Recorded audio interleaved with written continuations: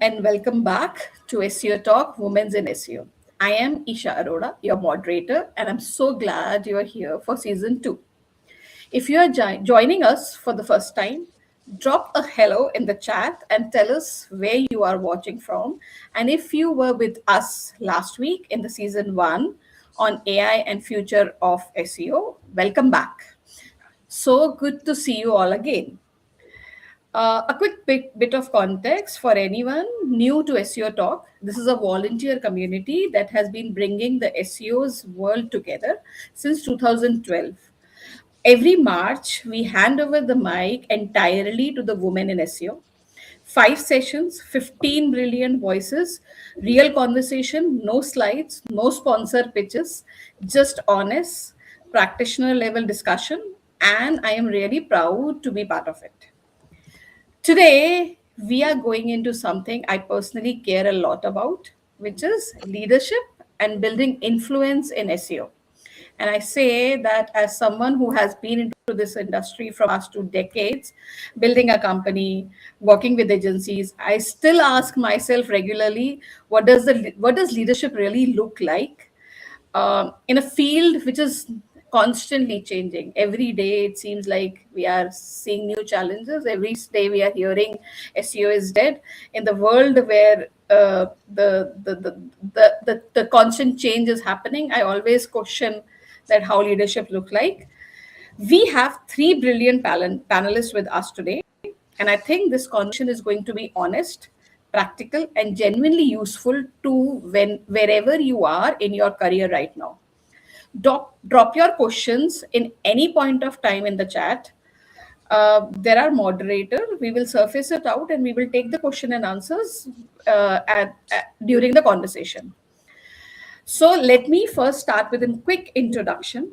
Let me introduce our first panelist, which is Lydia, head of SEO at Certify with a strong commercial focus, specializing in off-page strategy and EAT, lead authority building. She leads through transparency and education, and she empowers her team to think commercially about search. Lydia, the floor is all yours. Tell us a bit about yourself. Hi everyone, I've been working in SEO now for 6 years. I originally joined working in link building at a different agency and then worked my way up to senior management manager and then went on to consulting and now head of SEO for Certify. Really excited to be part of this discussion. Thank you, Lydia. That's a really strong foundation you have. And now let me bring you Laura. Laura is a lead generation ads and SEO manager with over 12 years of experience across Europe and Asia Pacific, including Hong Kong and Australia. She brings a genuinely global presence to performance-driven growth and scalable SEO strategies. Laura, over to you. Thank you so much for the introduction. Yes, you said pretty much everything. Very excited to be here today. I like to work in different markets. That's why I've been living abroad for so many years. For me, there's so much to do and to learn from how they do things differently. So I'm here to answer any questions. If someone maybe wants to reach out in international market, I can tell them the strategies I follow as a Spanish myself within all these English-speaking countries, Chinese as well, right? How I dealt with that and probably mentally how I prepare myself to deliver the best. The thing with SEO is that you can be in any market and still bring results. So. Brilliant. Thank you, Laura. I think a global perspective is exactly what the panel right now needed. So thank you. And finally, let me bring in Dena. Dena is SEO lead at Techquity, a development agency with 6 years of experience, bridging marketing and development team, specializing in e-commerce SEO.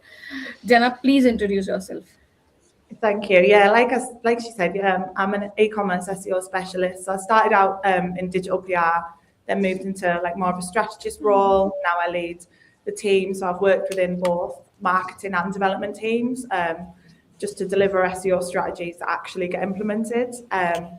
currently at Equity, so SEO and technical performance tend to go hand in hand here. And yeah, I'm really excited to be here as well. Thank you, Dena. And what a panel we have today.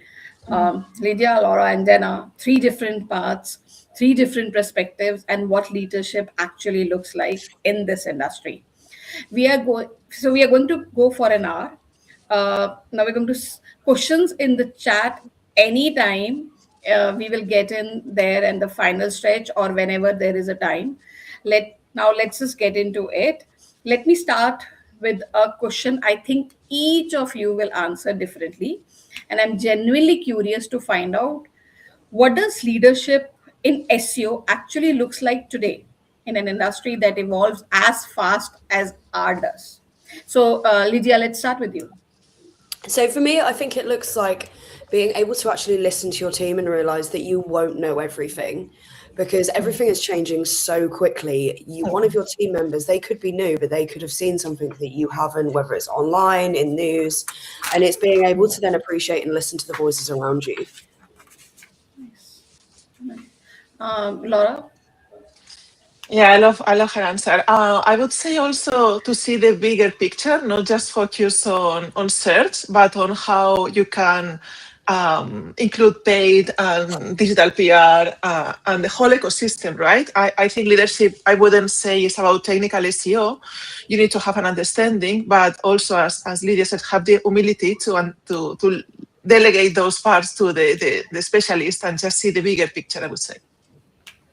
Very nice. Dena, what about yours perspective? Yeah, I think just being adaptable, having more of a strategic thinking, and I think just really educating sort of stakeholders on the opportunities in search. You know, like you said, the whole search ecosystem. Now you have Google, AI overviews, LLMs, marketplaces, social, just helping businesses sort of see all of those different opportunities. I mean, yeah, I was expecting something different, but I feel like there is a very thin line between all of three together, that we are talking on the same context. But yes, I mean, I feel that leadership right now, it's about the person. So basically, it's about being the person who can make sense in the constant change which is happening. So I might give a very a very simple example, that maybe now leaders are like a translator who are ensuring that they are translating different teams' languages and ensuring that it's a syncing which is happening. Perfect one. That's a okay. So now here's one I think is going to produce three very different stories, and I want the full version, not the LinkedIn summary. Was there a specific moment in your career when you realized that you have shifted from being a practitioner to becoming a leader? Not when someone gave you a title, but when something really clicked to you. So maybe this time we'll start with Laura. Probably when I was living in Hong Kong, when the CEO, I had a marketing director over me, but the CEO saw something or heard something and came to me to ask me for directions that weren't really related just for search or paid, because I was doing both. He wanted to know my opinion on the whole strategy, which obviously creates some frictions with my boss. I saw in time, but I think having the CEO coming to you, like, Laura, I want to listen to your opinion. I care about. It was like, wow, there may be something else, no? Oh wow! I would say. Wow. Dena, what about you? I think for me, it was sort of when I stopped asking developers and myself to fix issues, and I started sort of creating best practices for the whole organization. You know, I wasn't really reacting to problems anymore.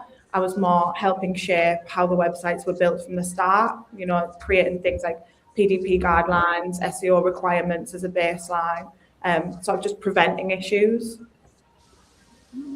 Nice. And Lydia? I think for me, it was more sort of in the basis of, it was when people started to come to me with questions where they needed help with their strategies for their sort of departments or their work themselves. And I think it was that they kind of saw me as someone that had sort of the knowledge in the industry where I could give that advice. That was, I think, the biggest shift for me. But I'm still quite an active practitioner anyway. I do a lot of the work myself because I think it's really important when you are leading, especially with an SEO where things are changing, that you are still doing the nitty-gritty work that your team may be doing as well. Oh yeah, I mean, and that honestly is valuable. I think if people are coming to you, that itself says a lot about leadership qualities itself. So yeah, I mean, we all three have very different stories. So great. Now let's get let's get practical for a moment, because I know a lot of people watching today are thinking about this exact question for themselves. How did you start building your own personal brand or influence in SEO? And I want the what worked unexpectedly part, especially. So I mean, I don't want a very high level answers, but I want what specifically worked for you. So maybe this time we are going to start with Dena. So I know everyone says share on LinkedIn, but what do you actually share on LinkedIn? So I started sharing more like real results and sort of practical things that I was learning and things I'm actually seeing and testing in real data. I think people respond a lot more to sort of honesty as opposed to sort of shouting about how you're the best expert. I think sharing about what you are learning along the way sort of creates a lot more connection. As well as that, sort of writing articles for industry publications and podcasts like this also really help. Perfect. Lydia, what about you? I think for me, I started viewing myself as a client, if that makes sense. And I was sort of treating myself as an entity and then doing the digital PR and all of that kind of stuff that I would be doing for my clients. But instead of doing it for a business, I was using it as myself. I've had things where they've really worked, such as I do a lot of like Harrow responses and things like that to anything that's relevant.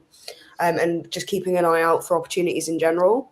But I've had other things that doesn't work. I've reached out an awful lot to different places and I've got a lot of no's, but then I've also got a lot of yeses. So don't let that put you off either. If you aren't hearing back or you feel like you're hitting your head against a wall, just keep pushing because eventually you'll get a yes. Wow, awesome. Laura, what about you? I love that, Lydia. Well done. Good on you. For me, it was I had to do some inner work because I'm a big fan of doing SEO for hospitality brands. And at some point I thought I was not good enough, not interesting enough for the industry, because in Hong Kong I was leading all these restaurant SEO, including Gordon Ramsay and all these Michelin-star restaurants, but I thought it wasn't interesting enough. So I started on Twitter, on X, writing some threads on what I found out and how I got into TripAdvisor SEO and which results I got. And I started getting a lot of comments from Canada, from other places. I think if you become very specific on your niche, it can be more special. So that was, and just yesterday, an article about doing SEO on TripAdvisor, it got published on Search Engine Land. So I'm very excited, very happy. So I would say don't belittle yourself with the industry you are passionate about if that's your thing. Nice. So one just curious question from all of you three. So one thing which is commonly coming is it's either visible on your either creating your digital PR or on social media. So what is an advice you want to give to a person who is very private and not too open to the digital, or rather maybe a person who doesn't want to come online on the face? So what should that person go up and do in terms of their personal branding? You're asking me or? Yeah, sorry, Laura. Yeah, I just missed the name. I think most of us are neurodivergent. So some of us are really introverts at heart. That's why we're good at what we do. So we have to fake it until we make it, right? The first time I talk on a stage, I was like, oh my God, I don't want to do this. First of all, be honest with who you are and then find your strategies. I started giving talks on small in small rooms, and then I felt more confident. But obviously, some days I freak out, especially when I have to speak in a different language with my accent. I love my accent, but some people are like, look at me like, what are you even saying? So I would say just, go for it. There's not really a shortcut. Very Yeah. interesting. So Lydia, I saw you nodding a lot. So anything you want to give, any advice you want to give to the person? Yeah, I completely agree with all of that. I think the vast majority, like you said, the vast majority of people working in this space do tend to be neurodivergent. I mean, my knees are always weak. They are now. It's okay. If you are starting to do something, maybe doing something where you're putting less of a face on and more sort of article writing where it's sort of published with your name rather than maybe your accent. If that is something that you are really struggling with, is probably the piece of advice I would give. Perfect. Dena, you want to add anything to this? Yeah, I think things like this, where it's more of a panel as opposed to it's just you on your own on a stage or you one-to-one in a sort of webinar, I think that really helps. And also there's sort of panels at most conferences as well as webinars. So that's always something you can apply for, because then you're with like your peers, and that's sort of a support and more of a reassurance as well. Very nice. I'll just give you my own thought, because I have seen what I've seen in my own experiences. I've seen a lot of influential people who are not online, who are not present digitally, but they are doing a lot of good work. So most of the time you know them because of their work. A lot of times you get to know that because maybe they have worked for XYZ brand, or rather they have worked for rather somebody has recommended them. So that's how you get to know about it. So even if you're not present on the social media, but you're ensuring that your work is something which has been talked about, that creates your personal brand itself. Perfect. So now let's move further. Now here's the one. Okay. So now again, as always, honest questions, because I think we all know it's true and we don't talk about it's enough. So many women in SEO are doing exceptional work and basically they are remainingly relatively invisible. So I personally know a lot of women in SEO, specifically in India, and they do a lot of work, but you will never see their name. I mean, for me, I've worked with so many team members and lot Indians. You'll hardly find them on LinkedIn as well. So why do you think the gap exists? So maybe this time we'll start with Lydia. I think this isn't something that's just exclusive to women in general. You do get lots of fantastic SEOs all round that just are, I think some of it could go down to, as we were saying before, neurodivergency, where they're keeping quiet. But I do also think some of it comes down to feeling like you need to fight a little bit more to actually be listened to. Obviously, we are in the minority. I think the statistic at the moment is like 30% of the SEO industry is women. Which obviously is less than half. And it's just one of those things where, when you feel like you are the minority and you feel it quite passionately, like that you will kind of feel like you need to maybe scratch or claw your way to get yourself listened to a bit more. Nice. Dena, you want to add something here? Yeah, I mean, I agree with Lydia. I think that sort of SEO has historically been very male dominated. And the industry often really rewards people who are a lot more visible online or on conference stages. And for some women, sort of that constant self-promotion doesn't really come naturally. And I think maybe we're a bit more inclined for sort of imposter syndrome and things like that. But I do think that the industry is changing. But I do think that we do need to create sort of more spaces that amplify different voices and sort of different leadership styles and different types of people. Yeah, I think SEO Women in Tech is doing a great job. Mostly March is the month where people remember women, so we're anyways doing a lot. So Laura, what about you? I want to say two things. The first, probably a cultural barrier. I don't think the situation in Asia for women are the same as in Europe, with all my respect, of course, but I've lived there for over 7 years, so I know and I've experienced it myself. So there are some cultural barriers that they have to beat mentally, I can imagine. So that will be the number one, I think, which I obviously empower all the Asian women that are listening to me to just take that step. And then the second thing is that if you love SEO and pay it like we do, it takes a lot of time to prepare a talk, to be here for a podcast. So some people can be bothered. They're like, I like to do my own thing in my own little room with no one.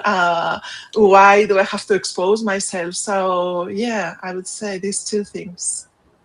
Wow. I mean, I can resonate too. I think the cultural pattern is what, Yeah. being coming from in India, I can completely relate to this. Cultural pattern is one of the biggest struggle we women faces. And yes, I But mean, I come think on, Isha. a lot of time, a lot of times, what the other juggle which we had is that we are doing our work, and second is we're building a personal brand. So building a personal brand also put up a lot of work and time, as you already said. So a Yeah, person who is doing a work might do not have the time and entity to pull up their personal brand. So yeah, I mean, 100%. so yeah. So I think moreover now with the AI era, people need to create more structure in their places which can help them. And so we're hoping, as Lydia, you just started with saying that now we have 30% of women in the field of SEO. I am waiting for the 50-50 ratio soon. Let's vouch for it that we have 50% female, and let's have one great session only with women SEO. So community, we're hoping for that. Perfect and very inspiring one. This, so here's one where I want that. Okay, so here's, we want the real story. You tell, which basically you tell in any conferences. So have you ever walked into a room, virtually or physically, where your expertise or authorities was questioned? So how did you respond at that particular moment? I'll start with Lydia. With you. I've sort of sat round in sort of conference scenarios in the past and have felt like maybe my sort of thoughts or opinion haven't been listened to, but I've usually seen that as a result of how young I was at the time. People are going to sometimes look at you when you're 22 years old and think, what experience does she have to be saying this? But other than that, I've been quite lucky that I have, which could be a cultural thing in the UK, of people are very willing to listen to each other. I haven't really experienced it an awful lot, in all honesty. Okay. Dina, what about you? Yeah, I think sort of within other SEOs, I haven't felt that. I have felt that with sort of clients and other stakeholders sometimes. And I think that does happen to most SEOs, regardless of gender. I think it's just some people's outside opinion. And I think sometimes it's not really about proving that you're right, but it's sort of showing the opportunity that SEO can bring to sort of a business. Okay, you're lucky one. Laura, what about you? Yeah, for me, it has to be working with journalists. That was the hardest SEO work I've done in my life, almost traumatizing to this day, because obviously I don't think our worlds really connect, and especially if they come from old school. So trying to tell a journalist how to adjust or the benefits of SEO, it goes against their own values. But yeah, even that, I got 80% more traffic within months. So then after you show them some real data, you start being the unicorn of the office. But that was the hardest by far. And I don't think I want to go back to work in media, to be honest. Sorry, we have an answer. We have a question on the chat, very interesting, about AI, I think. Yes, so we'll take this. I just okay. So we have a question from Atul. What do you think the most challenging in SEO leadership, especially in AI era? So Laura, since you mentioned it, do you want to take it?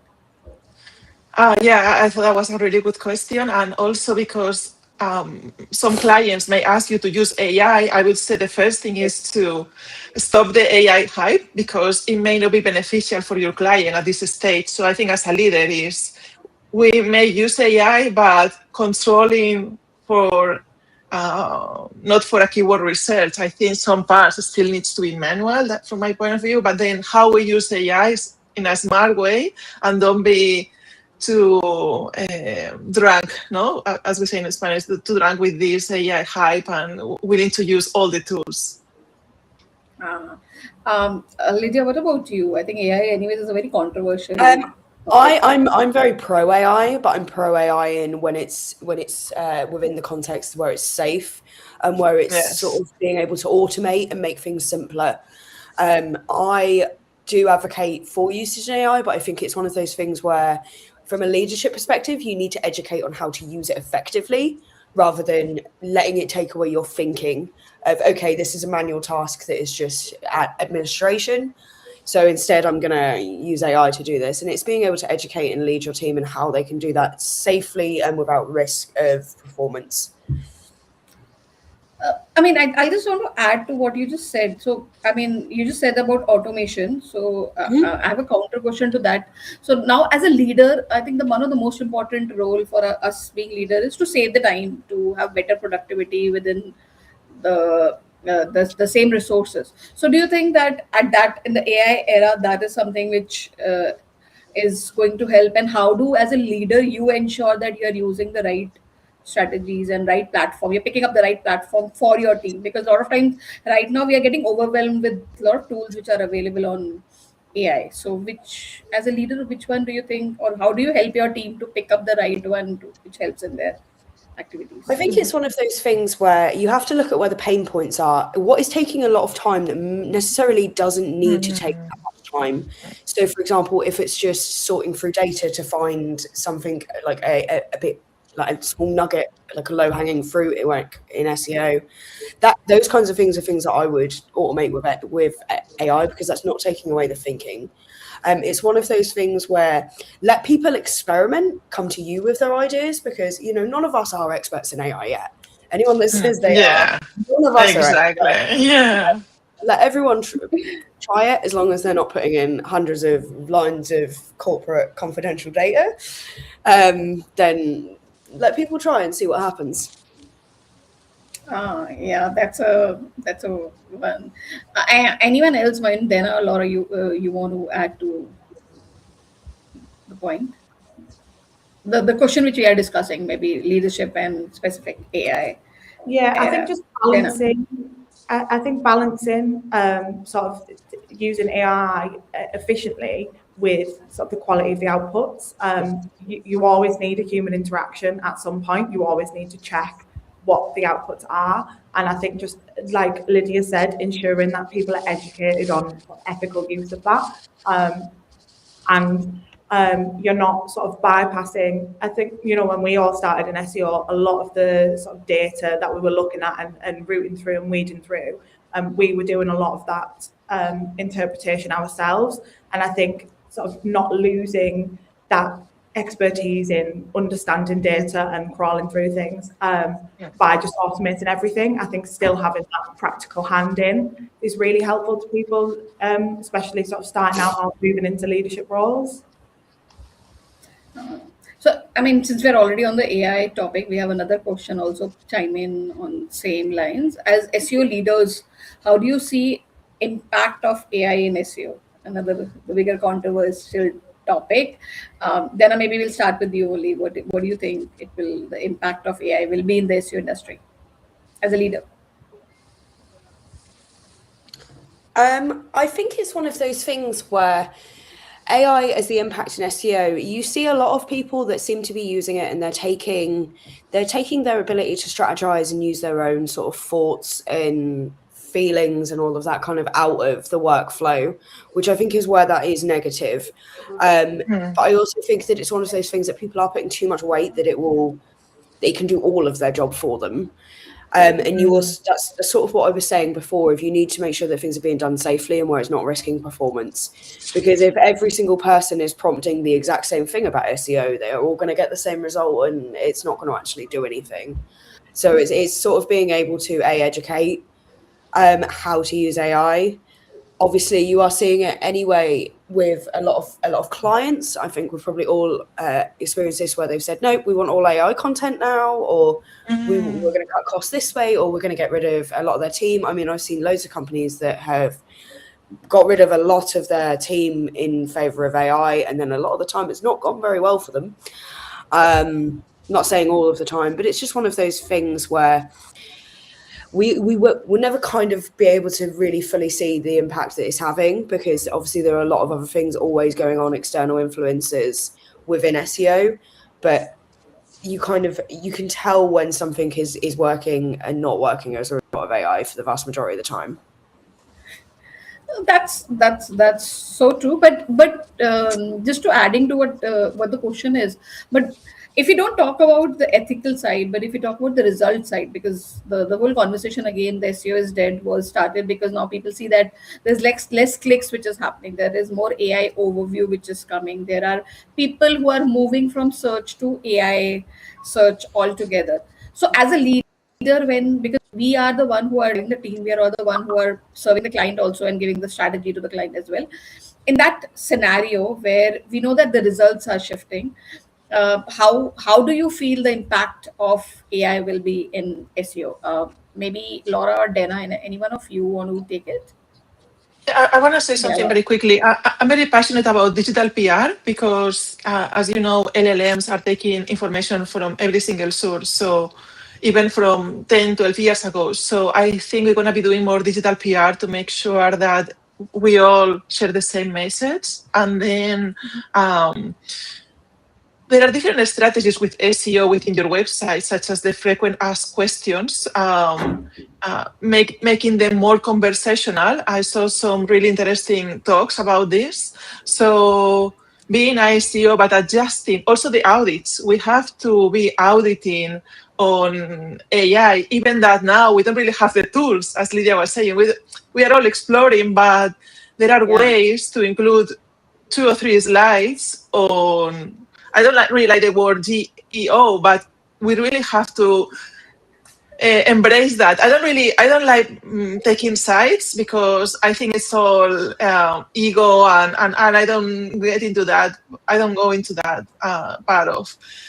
But it's a reality. We have to start auditing on LLMs, and we have to start adjusting the websites for LLMs. So frequent asked questions, making it, especially the answers on TripAdvisor, you have to include the keywords on the reviews, so make it more semantic SEO, because people search on LLMs in a conversational way. They don't ask for blue dress. They say, I'm going to Sicily this summer. Which type of dress should I wear? So we have to adjust. So yeah, I think what you said, digital PR, of course, makes sense. And what you just talked about, FAQs, which is ideally adding it to people also ask questions. So what I feel is people also ask question is not new. It was something which started from when the voice search started, and then we started embedding that to our whole SEO circle.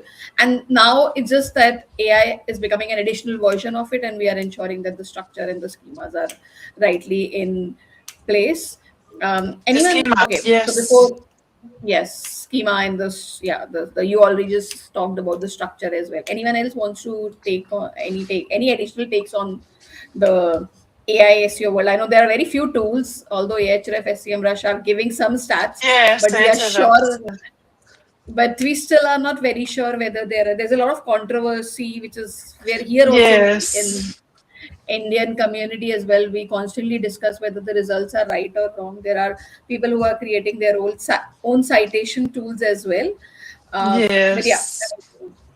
um, uh, yeah. So, anyone else? I mean, Lydia and Dena, you want to add anything, or else I'll move forward to the other question. Sorry, I want to add something else to Isha, to what you were saying, is that OpenAI is not sharing what they used to share. I forgot the name. So these tools that are not really that effective. So we have to be very skeptical about these tools, because OpenAI is not really shared as what they used to share, whatever the name is called. So the data may be a bit blurry with these new tools. No, yeah, that's what we are also in the community discussing, because if I remember correctly, the whole reason of when we started showing ranking also was that anyone who have logged in, after login the data always is not accurate, and if you do use any of the AI tool, it is always after logging in. So if anyone is getting into it, it is a lot of data privacy thing, and you will never get the right accurate data after someone is searching for. So that's my own perspective. It's almost Yes. related to what Lydia also said, that the privacy is what we are focusing on. So yeah, I mean, anything else from anyone? I think on the tracking side of things, I think treating prompt tracking like keyword tracking, I don't necessarily think that it is like for like. And I think really focusing on sort of the channels that we can really have that clear attribution. Dena Warren has a really great tutorial on setting up custom audiences in GA4 for sort of first click AI, zero click AI, any click AI. That's how I'm tracking customer journeys at the moment through AI, because really that's Okay. measurable, and how people that are actually on your site. I think a lot of the visibility trackers, it's still a bit uncertain at the moment as to how accurate a lot of these sort of prompt volumes and things are. Yeah, yeah. I mean, a Bing Web. I mean, I'm right now only relying on Bing Webmaster. The moment they started showing their AI citation thing, I'm still heavily voting for that. That maybe that is giving us some better results. But yes, let's hope where it goes. Okay. I mean, Laura, we are not able to hear you. Yeah. Perfect. Sorry, So there I'll was some just issue with the Wi-Fi, I think. Can you see me now? no problem. Yeah. Perfect. So there are a few more questions coming in, but what I'll do is I'll just go ahead with our questions, and simultaneously I'll take 1 and 2 in the middle.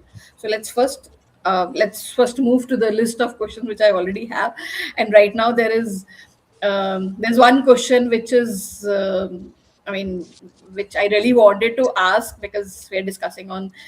So this is one question which basically splits a room, and I mean, and again, it is related to something which is cultural shift, and I'm hoping that this splits the room as well. So in leadership, what matters more is being respected or being liked. So now, and how do you personally navigate the balance? Like, because I think the honest answer is more complicated one. Do you feel that, are you a person who feel that I am a better leader because I'm being more liked, or I'm a better leader because I'm being more respected? We'll start with Lydia. I am very, very firm on being liked. Reason being is when you are a leader and people like you, they want to work hard for you. But I also think that it's a case of nobody respects a tyrant. No one respects as their manager or there's a difference between being a leader or a boss. And I think that's the most important distinction. You can work for someone, and if they're really horrible to you, you're not going to want to put in that effort. Even if they are incredibly successful in their field and a great mind and you respect them work-wise, you're not going to actually work hard for them if you don't like them, because that's just naturally how psychology works. Yeah. Laura, what about you? Yeah, I completely agree. I was visualizing this. There's a drawing that says a boss hits you with a stick, leader waters you like a plant, no? So I love this quote, which is more with clients, but people do business with people they like. You want to be like respected. Sounds so old school to me. Sounds like probably my mom when I was little, that I was so scared. Yeah, I think it's a bit old school. The respected is being liked. It comes together, I think, like and respected these days. Oh no, that's an interesting one. Dena, what about you? Yeah, I agree. I think being liked, it really opens up for more collaboration, especially across teams as well. So if your own team likes you and other teams, then they're going to want to sort of collaborate a lot more. And I think with the respect thing, it's not being respected as a person that's important. I think your judgment being respected and trusted, I think that's what's important. I think being trusted to sort of make the right calls and being trusted to advocate for SEO in rooms, I think that's more important, that the respect of the judgment as opposed to the respect of the person. Yeah. I mean, what I am also right now observing is that it's more like a false binary. And the reason why I'm saying this is that a man who prioritizes respect over likability is called strong, and when a woman does that, she becomes difficult, and when it goes vice versa, it becomes very.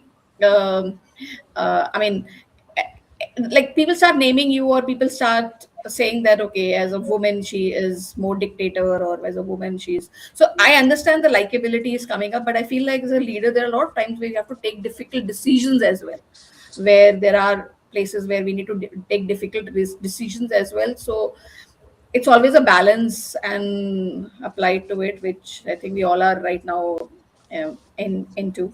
So thank you so much for that answers. Okay, let's move to another one. Let's stay on credibility, but bring into a very specific room, the room where you are the only SEO person and everyone else has a complete different frame of references, executives, project leaders. So basically as an SEO leader, you often influence people who are into different functions, whether they're executives, they're project team, they're developers. How do you build credibility with stakeholders who may not fully understand SEO? And this one I want to start, Dena, with you, because you work a lot with developers and others. So what do you think in a room like that, where there are not much SEO people, how do you convince on things? Yeah, I think education is really important, particularly for sort of developers really like to know why they're doing something. So I think putting sort of having explanations of the impact of fixes within tickets and within meetings and things will make a big difference with developers. And then with sort of outside stakeholders, really sort of tying SEO metrics. I think we're so focused on SEO that we don't really, a lot of people tend to, I think we need to tie it more to sort of the commercial outcomes, you know, traffic growth, revenue potential, customer acquisition. That helps them understand more of the SEO strategy and why we're doing what we're doing. Nice. That's an intelligent one. Lydia, what about you? What's your take here? I think a lot of people sometimes, when they're talking to people that don't understand SEO, they have a tendency to use a lot of technical jargon and things like that to make themselves sound smart. I think that doing the exact opposite. I feel doing the exact opposite is usually the best course of action. If you can actually explain to someone in plain words exactly what you are saying, if they have no understanding of SEO, and get them to at least conceptualize and understand what direction you're trying to go in, that's so much more of a skill and a leadership quality than just being able to spout off a load of big SEO terms and have them look blank at you. 100% 100% given to you that, you know, they like, I also believe that everyone doesn't need to understand technical SEO. It's like, no, you have to talk to the language which they understand. So yeah, Laura, what about you? Yeah, I actually don't have much to say because I completely agree with both. But if you don't mind me, Isha, can I ask 2 questions very quickly from the chat? Because one of them I'm very passionate about. Because I see that we are living in 15 minutes. Sorry, I don't mean to be this. Very quickly, there was a black hat. I'm a member of a black hat community. Sorry? Oh, I'll pick that question. Just give me a second. I'll pick that question. So we'll take that question. No, it's okay. The black hat one. On the other side of spectrum, as an SEO leader, what are your thoughts on black hat SEO? Is that the one you are talking about? Yeah. I want to say, obviously not for my clients or for any of the jobs I was into, but I'm part of a black hat community from the biggest in Spain. I think we have to experiment. It's not bad to experiment and to see where the limits are. It has helped me to become a better white hat SEO, understanding the limits. I think you have to experiment, but I wouldn't use that with a client without telling him. I know some local SEO tricks for Google Maps, but I would only do that if they agree. Otherwise, you get into a delicate line with them. It's illegal. You have to tell them, but yeah, I do like to practice. Okay, Dena, what about you? What is your take on black hat SEO? I think it differs in the sort of sector and the niche of SEO that you're in. So, for example, I work solely e-commerce, and if I was to implement sort of some black hat techniques, I feel like there's a lot more at stake for some of my clients as opposed to say another niche, for example, where black hat's more popular, for example, like iGaming, that they sort of generate new sites a lot more of the time, as opposed to sort of an e-commerce brand that I have that's had a long-standing brand for sort of 30 years, and they've had that domain for 20 years. I think it's a lot more dangerous for me to experiment. No. You never do it without client's permission. That's number one rule. I do it for my own projects, monetizing online, but It's a very, I mean, for me, it's a very controversial one, but yeah, Lydia, what do you, what's your take on that? So the vast majority of clients I work with are in iGaming. So there you go. I don't really think I need to say much more, but obviously it's one of those things where I've always had a sort of thought about it in the way of, if clients are making that decision on their own, especially when you're working in that sort of niche where everyone is basically doing it, if I'm not doing it for them, someone else is going to. Oh yeah, Yeah, that's so true. But yes, I mean, I don't know. I'm very skeptical on black hat because my only worry is that what if next algorithm is going to just remove the whole thing? So we have to be very cautious of any black hat practice which we are doing. You should be. And you should be 100%. The risk needs to be explained. For me, I tend to see that a lot of clients will come to me wanting them to do stuff like that, obviously because of that niche. But then it's also being able to discuss the risks that they will be taking if that work is undertaken so thoroughly so that they are aware. I mean, the iGaming SERPs are just absolutely riddled with black hat at the moment. You see them everywhere. You can't escape it. Almost. Yeah. And I think Laura, you start with saying that experiment, and I 100% agree. Yes, experiment is the most important thing in black hat. But what we have seen is ensure that you're experimenting with confidence of client, because it can go the other way around as well. Or of course, or else what we have also done is that experiment it with another site of your own project and then see how it works, and then give the recommendations once you're very confident on things are working, because that's what we have seen in India. Because a lot of times the client, although they say that they are open to experiment, but if and I think it's fair everywhere, if there is a wrong thing which happens, clients always blames you. They will not, so they'll start questioning you that if you weren't aware of why are you recommending it. Not everyone is very open that okay, if an experiment goes wrong, they'll take the blame. So we have to be very careful on whatever we are talking about. No, just be honest. I'm always honest and transparent. So I tell my clients the tricks. If they don't want to do it, I don't do it. Doing that without their permission, it's illegal. That's another thing. So we don't have to cross that line. Perfect. Before we go, I think I'll just leave the last 5 minutes to the questions, to their question. I'll just want to take 5 more minutes for ours, and then we'll take it. I want to ask something which I almost asked to everyone in the audience also, and they felt at the same point of time. Most people don't say out loud, but and we initially touch based a bit on it, has imposter syndrome ever actually held you back? Not just exited quietly in the background, but genuinely got in your way, and how did you push through it? I mean, Laura, maybe you want to start. Probably I'm the worst one to start with this one because I'm a Leo, so I have some inner strength. I can have the biggest ego when I want. So maybe I'll go with someone who's actually not talking much.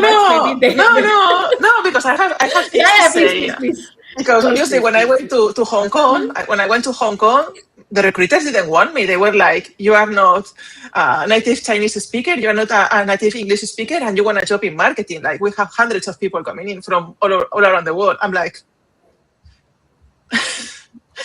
hold my drink, no?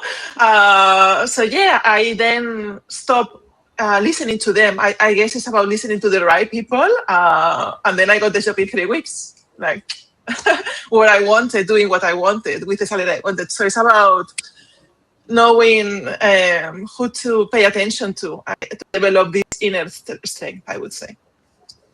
And just go for it. Okay, now, I mean, yeah, you said it's inbuilt, but yes, it's somewhere, everywhere has still, irrespective of whatever personality you are. I feel it's something which everyone has. I mean, and I want to go to Dena. I mean, you're the one who is the most quietest amongst all. So maybe you, if you want to add something in the imposter syndrome. Yeah, I think like Laura said, it's knowing who's the right people to listen to. And I think sort of imposter syndrome is quite common in SEO because the industry moves so quickly. So what I tend to do is I tend to focus on sort of what can I learn from this conversation, what can I learn from this experience, and what value can I bring to this, as opposed to what my sort of gaps are. Just sort of focusing on what can I bring, as opposed to what do they have that I don't have, you know? Yeah, that too. Nice. Yeah, I mean, that's another way of taking it, and very nicely. And I mean, having more clarity on it also helps it. So yeah, Lydia, what about you? Yeah, I still suffer from imposter syndrome. Whenever I post anything on LinkedIn, I'll like turn my phone on airplane mode and throw it across the room so that I don't see anything. I'm gonna like all your posts now, Lydia. It's one of those things where I think when you a lot of the time you hear a lot of these voices that are really, really loud, that I get very anxious. I'm a very anxious person naturally, and I think it's something where I've just sort of saying, there was a line that my friend who runs a sort of social media company called Girl Power Marketing, where she said, just do the damn thing. And that's always what I get in my head every single time I try and actually put myself out there. Just do it. Yeah. I mean, I personally feel that in the world of SEO, at least at right now, with the whole AI world, with so much of noise, I mean, I'm constantly having imposter syndrome, because I constantly start doubting myself as well, whether we know it and whether we don't. And I think there I feel Dena's advice was so right, that whenever there's something which comes to you, you should see it properly and then accordingly take it. So yeah, I mean, thank you so much. The last two questions which I'm going to take it, and then we'll take the audience ones. Here's a quick one before we move to the closing questions, and I want short punchy answers for this one. Looking back, what is one thing you wish someone has told you earlier about leading people or managing team? So maybe Dena, this time I want to start with you. With me, sorry? Yes, with you. There's one thing which you feel that you should know earlier in your career. Yeah, I think knowing you don't have to fix everything yourself, and sort of you can give people ownership over their own domain and their own work, and you don't have to sort of be the person who's going to absolutely solve everything, and giving people that space to solve things themselves. So delegation is something which you feel that's something which you learn at a very early stage, which helps. Perfect, a very, very nice, perfect answer. Laura, what about you? I would say just be yourself. You probably are a better leader than, if you're a leader, it's for a reason. And also they will follow by example, not what you tell them. So if they see you working hard, they will work hard. If they don't see you working hard, they won't do what you tell them to do. It's two things. Okay, Lydia, what about you? Learn to listen to the quietest voices. Sometimes the people that are the quietest or are the most nervous to tell you their opinions, actually, they've been thinking about things and they've overthought things so long that it's a really well thought out plan or idea by the time you actually hear it. So learn to actually give respect to those people that are quieter when they do actually then gain the confidence to tell you an idea or a thought they've got, because that probably will have taken a lot from them, and then being able to encourage for future development. That's a very Okay. good. Yeah, I mean, that's so true. That's so true. Sometimes listening is the most important quality for a leader, which they have.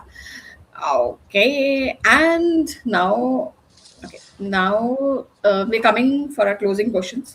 And I want to land one everyone is watching. So basically, I want these to land for everyone who's watching right now. The first one is, what advice would you give to a woman in SEO who wants to move into a leadership role but isn't sure where to start? Not the inspiration version, but the specific practical first time version of yours which you want to give it. So maybe Lydia, we want to start with you. Let's hear you.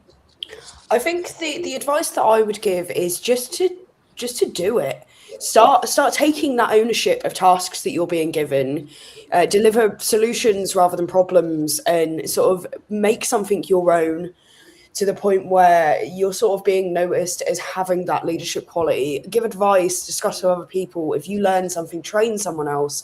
Just start acting and having that headspace that you are in a leadership role without undermining, of course. Then you will start being considered and looked at like you are a leader rather than just another member of the team. Oh yeah, yeah. I mean, difficult, although very difficult to do it, but yeah, that's a practical one. Okay, so Laura, what about you? I read something the other day that's exactly what I'm going to say, is that you can be the smartest person in the room, but if you don't know how to communicate that knowledge through LinkedIn posts, no one is going to know. So it sounds easy, but it's hard to sometimes know how to write the right post that's going to reflect your knowledge in a good way without sounding too salesy or too... So I would say find a way that you feel comfortable with sharing, maybe through a blog post. Share your knowledge. Share what makes you unique, because we all four have unique experiences that people can learn from. So what makes you different? So that's a nice one. Okay, so since we just have 5 minutes in the session, I would just request panelists to add 5 more minutes. We will quickly wrap up and we'll have, so that we can take most of the audience questions. So we might need to just extend a bit 5 more minutes.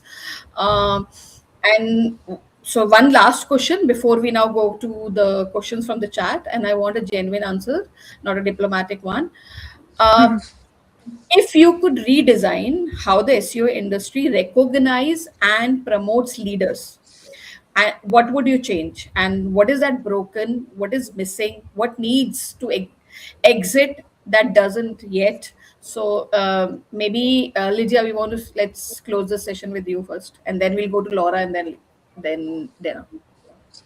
I think that a lot of the time you see, especially when it comes to higher levels of sort of leadership, that a lot of the time those people are out of touch.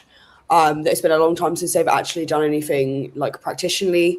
So they end up managing, and they can manage the department, but then they're not able to listen and understand what their team is saying as well, because they haven't actually engaged in actual physical doing it, like the action of SEO, in a long time at that point. So I think it's one of those things where creating a more flat hierarchy, where sort of you are then able to sort of still, as I said earlier, get into the nitty gritty of doing the work, is really how I would rerun it if I could. Yeah. Well, yes. I mean, Laura, to you. Yeah, for me, I really struggle when I see these egos on LinkedIn. It creates a lot of negative thoughts. So I would say more humility from the people that are really good at what they do and they go to these talks. I think they need to calm down the way they explain things. And if you are missing something or you are new, it's okay, you know. I think embracing the new people in a kinder way. I think they probably are the smartest, but sometimes the way they communicate is not the kinder. That's my experience. And also, some people become very famous because they are visible on conferences, but then they have so many that don't go online. So why do I have to think that she's better than other people we don't know yet? So yeah, it's a bit controversial to me. Yeah, I mean, now Dena, for you, what do you like to redesign for the industry? Yeah, I think I agree with Lydia. I think I've had this quite often, where people who are in senior leadership roles have sort of the last time I did SEO was 8 years ago. And I think just making sure that, you know, I think everyone needs to be sort of a bit more hands-on. And I think just having that constant sort of learning and ensuring that there is more sort of cross-disciplinary teams as well, I think that will really help. I'm going to put this, and I'm going to ensure that all the leaders are listening. It's all about hearing it out. It's all about, you know, listening it out. So that's the final note from all the panelists on this particular thing, the change which we needed. So now we're coming to the final stretch, and I want to get to the questions from which are buzzing. So let's start with. So we have a question from Parth. As search evolves with AI, what new skills do SEO leaders need to develop to stay relevant with marketing team and organizations? Maybe Dena, you want to start with? Yeah, I think that we need to work more closely with other teams. I think, especially with AI search and things are becoming a lot more important, such as product feeds, sort of merchant center, all that type of thing. So I think working a lot more closely with PPC, where traditionally we've been very, very separate. And I think just listening to those other teams as well. Okay. Anyone else want to add anything to this question? I mean, Lydia and Laura. I would probably say that it's not only, obviously I mentioned earlier that being able to develop the strategies is where sort of you can differentiate yourself and really become a leader in the age of AI. But it's also a case of, I find a lot of SEOs they know how to get people on a page, but then they don't know the CRO side of stuff.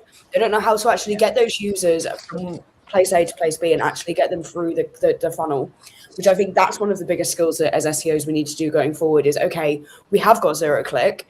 We're getting people on this page. Now we need to make sure that they actually buy something or inquire or whatever the journey is supposed to be. That's the biggest skill that I think that SEOs need to start spending more of their time doing, like learning. Yeah, I want to say something very quickly, is because I also do PPC. So agreeing with what Dena was saying is that I get that, so much information from my PPC campaigns that I adjust that to the SEO strategy. You won't imagine how related it is and for which keywords are ranking that I should be working on the organic side. So yeah, I would say it's one of part of the neurodivergent being hyper-focused. So SEOs only do SEOs, but then they have to make this effort of learning some marketing, buyer persona, target audience, customer journey. Some people don't come from a marketing background, which is fine, but then they have to do this effort to learn this knowledge.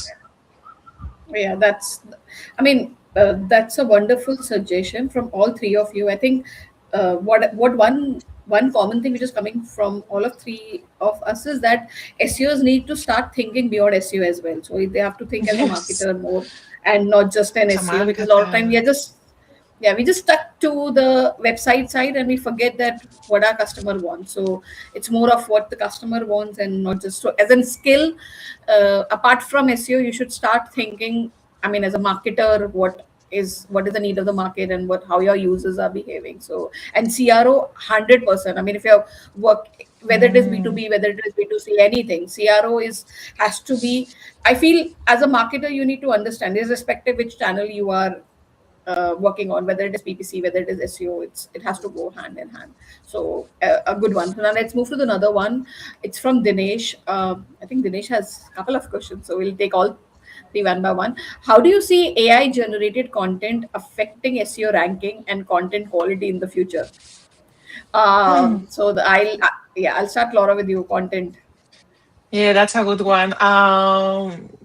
I see so many AI-generated posts on LinkedIn, and I think people can see that. Just please overdo the text with your own words, make it personal. Don't copy paste from LLMs. I use sometimes different. I use Gemini, I use Claude, and then I use both to create the text, but I always add some human words so you can see it's written by a human. I would say be careful with notes. But if people can see, remove the dash, please remove the dash. That comes automatically. Please, only your LinkedIn post. I mean, there's a very, one of my client itself said that, Isha, we were using this dash ages, and I don't know why after AI comes up now, everyone is questioning that the moment the dash comes up, it's AI generated. Yeah. So, but yes, that's how it is. Dena, Lydia, anyone of you want to point? I think the most important thing is if you are going to be using AI to generate content, as Laura said, don't just copy and paste it.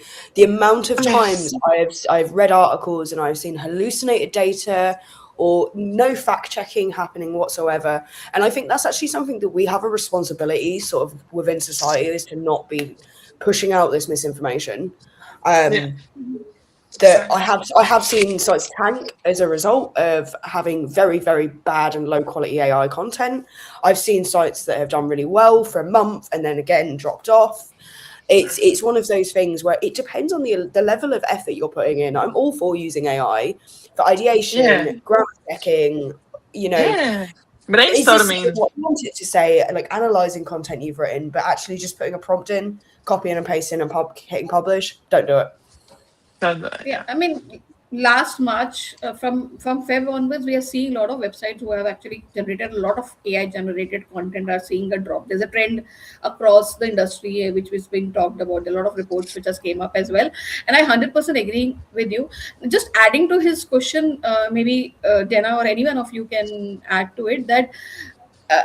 Lydia, although I agree what you just said that just not just about copy pasting, but is there any process which you people are following? I mean, Laura just said that okay, you're using a couple of tools because it's becoming a very thin line between identifying also that what is AI generated and what is not AI generated. So, is there a particular process where people are following to ensure that the content which is generated by AI is not affecting? So I don't write with AI. What I use AI for when it comes to the content sort of generation side of it is I put in content that I've written and I get it to explain the content to me so that I know that I've been clear, I've been concise, and what I've written is understood. That's a really good So point. I get it to analyze and read it back to me and give me a summary of the article. If I I'm love writing an article, then I find that the quality of my actual writing is better, and I use it as an assistant, not an alternative to myself. There are patents about AI content and sort of ensuring, especially within the YMYL niche, where it's really important that things are accurate, like I said before. That's the only time I tend to use AI, or for just topic ideation as well. That's another really good way of using AI. I think that's how you're working on the EEAT strategy, and you know it very well how to do it. And I mean, it's a great learning for me. It's a very new thing. Okay, so Dena, what about you? Like the Lani, anything? Yeah, I think for AI, like Lydia, I don't use it for content generation, but I do use it for sort of mapping out the structure of content. I think that helps really well, especially because sort of a lot of people are talking about chunking and how you have to structure content for AI. AI is going to know the best how to structure it and how they want it, especially with sort of the headings and sort of FAQ section, additional information you can add in. But I think one helpful tip is just to think about what's the unique perspective that your business can bring, especially if you're using AI for topic generation. Sort of, I've seen it in some e-commerce niches where sort of you would type in sort of how to XYZ, and you see every competitor in that niche has a sort of a blog post about that topic. Just think about, right, you can use it for topic generation, but what's the unique perspective that this client has around this? What data do I have? What expert knowledge do I have? What sort of expert comments can I add in? Just things like that. Wow. I mean, yeah, a lot of learning right now with these questions. So I'll just take one last question since our theme is all about leadership and we are running on. We're almost past on the time. The last question from Dinesh itself. SEO changes very fast. I think what I feel is okay. As a leader, how do you keep your team motivated when ranking suddenly drop and an algorithm update happens? So this is the last one from Dinesh itself. With the change and with the constant change in numbers happening, how do you ensure that your team is motivated as a leader? We'll start with Dena with you. Yeah, I think everyone has worked on a site where there's been an algorithm update has affected it in some sort of context. I think just sort of trying to shift the perspective of the team as to what's gone wrong, and what have I done, what mistake have I made, as opposed to, you know, let's delve into understanding what's happened, let's analyze the data, sort of let's learn. I'm a real advocate for sort of testing a lot of things in SEO. I think a lot of sort of senior SEOs do that. I think let's just test something and we'll learn from it in the next algorithm update. That's very important. Laura, what about you? How do you motivate your team? Yeah, that's a really good one. I was gonna say, I think we all freak out when we see that. No, I'm not gonna lie. We are like, ah! So it's not like everybody calm. No, I think we are like, but then you exactly you analyze. I think it's what we enjoy the most, analyzing and seeing why, and then testing, seeing the analytics go up again. But I don't believe in toxic positivity. No, like it's all fine, team. No. We all are freak out, but yeah, don't be too harsh on your team, because understanding that if it's an algorithm update, it's nothing to do with what you've done. Yeah, I mean, empathizing with the team and acknowledging also is very important. Lydia, what about you? I think that I always use it as an opportunity to, like I said earlier, with education. So it's like, okay, we need to figure out what's gone wrong here, and we need to learn how to be better in our jobs. And it's never just one person's, you know. But I don't believe in berating people in that situation. I sometimes, I've had team members in the past that have been upset when things have gone wrong, which I usually tell them that, like, do you remember the boat in the Suez Canal that got stuck? I always just say, at least your mistake can't be seen from space. That's so funny. It's quite bad. And it's one of those things where you keep things light and airy. You don't necessarily need to berate them, but then, you know, a lot of the time with the sites that I'm working on, they're huge international sites where you've got sometimes a lot of different fingers in pies. So it's one of those things where you don't know if it's something you've done or something you haven't. But I always see every single algorithm update as a new challenge. That's true, and I think that's a true leadership. That's a true quality of a leader. So I mean, thank you so much. Before I let everyone go, one final thing from each of you: the single most important thing someone watching today should walk away with. So maybe Lydia, let's start with you. What is that one thing you want to? This is going to sound really cliche, but don't let other people's opinions stop you. Because I think that's one of those things, like we've talked about imposter syndrome and stuff a lot today. Just do it. Not to sound like Nike, but just try your best and just do it. You never know where you'll end up. Yeah. Laura, what about you? Yeah, aligned with what Lydia is saying, I would say that people don't think about you the way you think they do. They just don't care that much.